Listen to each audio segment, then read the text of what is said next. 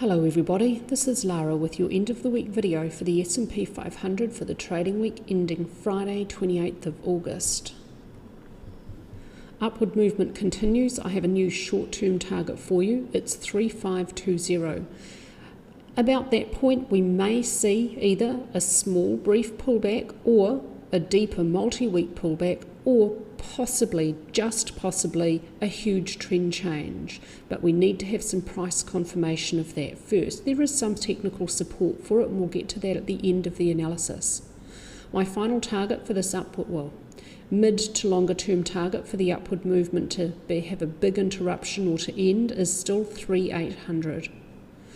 There is now quite a strong cluster of bearish divergence between price and the AD line and price and VIX, and VIX and RSI is extreme. The warning that a big trend change could be here is getting louder. Elliott Wave analysis first, but I'm just going to quickly jump over and quickly put this into the bigger picture and quickly view the monthly chart before we get into this week's analysis. And I link back to these charts at the beginning of every day's analysis and every Lara's weekly for you. This is the first presented monthly chart. This is the main or first wave count. This is the end of the global financial crisis, this low at 666.76 in March 2009. And here's the huge bull market that's lasted over 10 years, although this is technically a bear market within it. It was more than a 20% reduction in market value. So here's this resumed bull market, and I'm seeing this as an impulse. 1, 2, extended 3, expanded flat for 4, and now 5 underway. Let's go and look at how this looks at the weekly chart level. Here's 3, the expanded flat for 4, and now 5 underway. So 3 was longer than 1, which means 5 has no limit. Beginning here, cycle wave 5 doesn't have a limit because 3 is not going to be the shortest. Within cycle wave 5, primary wave 1 may be nearing an end. When it's over, we'll be looking for a multi-week pullback for primary wave 2, which may not move beyond the start of primary wave 1.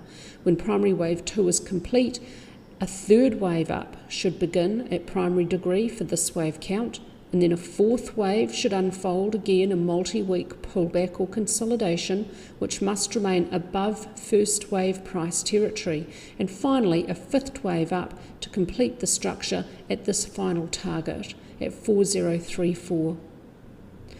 Let's take a look at the daily chart level now. We're going to look at the structure of primary wave 1, where it begins down here. This point down here, this is an impulse unfolding for primary wave 1. 1, 2, extended 3, 4, and now 5. The target for primary 1 to end is where 5 would reach equality in length with 1 at 3800. A round number pivot would have a higher probability of a turn about that point. When primary 1 is over, this first daily chart expects a multi-week pullback for primary 2, which may not move beyond the start of 1. Let's take a look at the hourly chart now. We're looking at intermediate wave 5 and minor wave 1 within intermediate 5 may be very close to completion. 1, 2, 3, triangle for 4, and the fifth wave may be quite close to completion. The target is for the fifth wave to reach equality in length with this first wave. That's the most common Fibonacci ratio for a fifth wave. So that short-term target has a reasonable probability. Minor wave 2, when it arrives, may be a multi-day pullback. It could be over within one session, but it's more likely to last at least a few days, and it may not move beyond the start of minor wave 1 below the short-term invalidation point.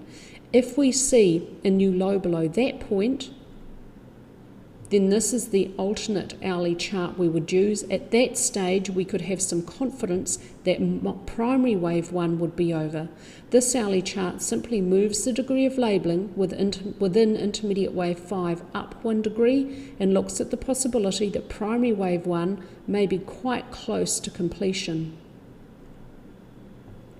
At the daily chart level, if we move the degree of labelling within cycle wave 5 or up 1 degree, it's possible it could be quite close to completion. Primary wave 1, 2, extended 3, 4, and 5 still continuing. While price remains within this best fit channel, assume the trend remains the same upward. If price breaks below the lower edge of this channel, assume there's been a trend change. That would be a fairly reasonable approach to using that channel. First confidence point would tell us at least a short-term high is in place. This wave count would require a new low below 2191.86 for a reasonable level of confidence. This is a huge trend change. This is grand supercycle degree, which is above supercycle degree, which is above cycle degree, which is above primary degree. Grand supercycle is a once in multi-generations event. So this would be an absolutely devastating bear market, possibly about to begin soon. There's a little bit of technical analysis support for this, and so it is a possibility, an outside possibility, that should be understood to be possible and must be considered. What this tells us is risk management is really important in current market conditions. At the hourly chart level, I've got 2 counts for this. Seeing primary wave 5 beginning here with intermediate 1 nearing completion, and then intermediate 2 to come, and then 3, 4, 5. Or if we move the degree of labelling within primary 5 up 1 degree, it's possible that it could be over quite soon, and my target is for intermediate 5 to reach equality in length with intermediate 1. We could have this huge trend change next week. That's technically possible. But how possible is it? This week we've seen quite a strong upward week in terms of price movement. Overall volume does continue to decline, but a little increase in volume for this last upward week. There's a measuring gap here. We can use that to calculate a target. I've taken the distance from this low to this high and added that to the bottom of the low of this candlestick to calculate a target. It comes out at 3813, and that's pretty close to my Elliott Wave target at 3800, so that could possibly be a reasonable target. Volume declining as prices rising, but that's been sustained for years now. We need to look at the monthly chart to see what I mean for that statement. It's pretty obvious when you look at the monthly chart. The last signal on balance volume gave was bullish. It is confirming new highs with price. There is, though, still this quite strong longer term bearish divergence, and here mid-term bearish divergence between price and RSI. But sometimes this does just disappear. I think I've seen it disappear a few times recently. I think a better way to approach looking at this bearish or bullish divergence between price and RSI would be to, first of all, wait until you have your V bottoms or your little swing highs, and then compare the 2 points and see if there is some divergence between them to tell you how much or how strongly or for how long you may expect the next downward movement to be, or rather what Elliott Wave degree to label it possibly, rather than waiting, rather than trying to identify it here until that little swing high has actually formed. So I'm trying to consider a different way of looking at that, because I have seen it disappear too many times on more than one market recently. Quite frustrating. But however, with the data in hand, we do have this bearish divergence. There is definitely longer term bearish divergence at higher time frames as well. ADX indicates an upward trend. It's not extreme at the weekly chart level, and so it could continue. MACD is full bore bullish, and ATR declining as price moves higher is normal behaviour for this market.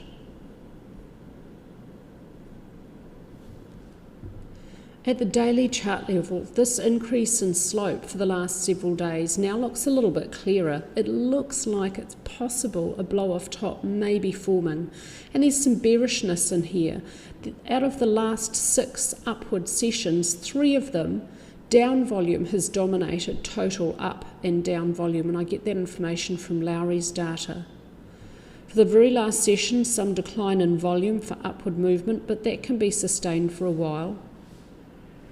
ADX is not yet extreme again, but if it rises above the DX line, the positive DX line, it will again be extreme, but it's getting close to extreme. It's not yet there yet, though. There is room for price to continue higher.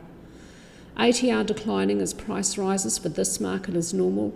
Bearish divergence between this high back here and these new highs here at the daily chart level has disappeared between price and RSI.